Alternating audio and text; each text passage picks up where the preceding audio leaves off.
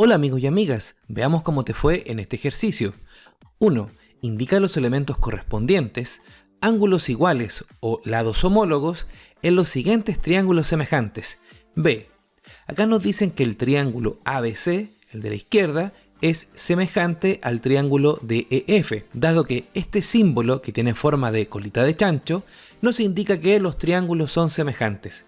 Esto significa que ambos triángulos tienen ángulos congruentes y además sus lados son proporcionales. Y estos ángulos y lados correspondientes los podemos encontrar a partir de esta notación, no del dibujo. De esta forma, si observamos las primeras letras de esta notación, vemos que A corresponde con D. Esto significa que el ángulo que está en A es congruente, mide lo mismo que el ángulo que está en D, así etcétera. Por lo tanto, si nos vamos al dibujo y el ángulo en A fuera alfa, significa que el ángulo en D también es alfa. Las segundas letras que siguen son B y E. Es decir, si el ángulo en B fuera beta, significa que el ángulo en E también mide beta.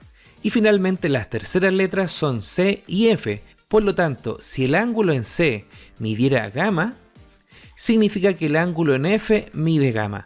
Y con esto podemos completar la primera parte.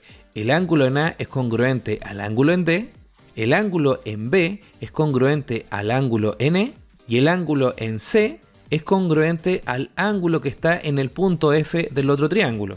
También acá tenemos un orden en los segmentos que son homólogos o correspondientes. Las dos primeras letras acá son A y B, y las dos primeras letras en este triángulo son D y E. Esto significa que ambos segmentos son correspondientes u homólogos. Así que el segmento AB, que lo vamos a marcar con un palito, es correspondiente, es decir, es homólogo con el segmento DE. De la misma forma, el segmento AC, que está compuesto por las letras extremas en este triángulo, sería homólogo al segmento DF, que son las letras extremas en esta notación de triángulo.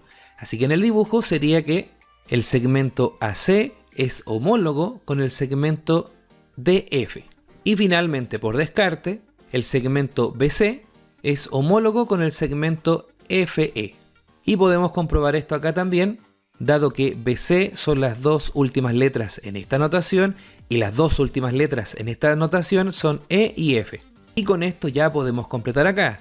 AC, el que indicamos con dos palitos, es homólogo con DF, el que indicamos con dos palitos en este triángulo.